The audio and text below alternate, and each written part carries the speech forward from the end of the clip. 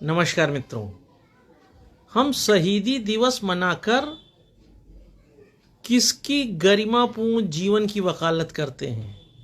क्या वास्तव में हम भगत सिंह, सुखदेव, राजगुरु जैसे महान माँ भारती के सपूतों का सम्मान करते हैं, या सिर्फ उन लोगों का नाम लेकर अपने को समाज में स्थापित करने का प्रयास कर रहे हैं?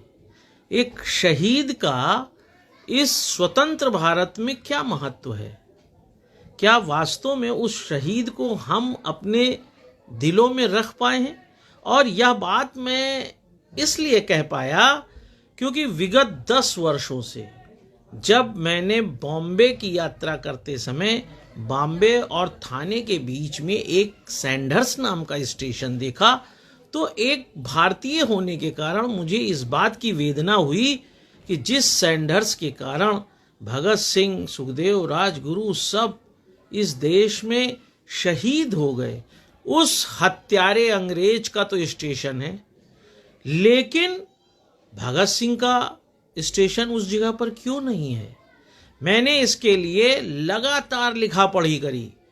कभी रेल मंत्रालय की तकनीकी बातें बताई गई, तो कभी राज्य सरकार के द्वारा सिफारिश न होने की बात कही गई। कुल मिलाकर विगत 10 वर्षों में एक माँ भारती के सपूत भगत सिंह का स्टेशन सैंडर्स नाम के स्टेशन को हटा नहीं पाया है। यह प्रजातंत्र में एक नागरिक की ताकत है। यह प्रजातंत्र में भारत में रहने वालों का अपने उस माँ के सपूत के प्रति समर्पण है कि हम यह कह ही नहीं पा रहे हैं कि ऐसे स्टेशन को समाप्त किया जाए।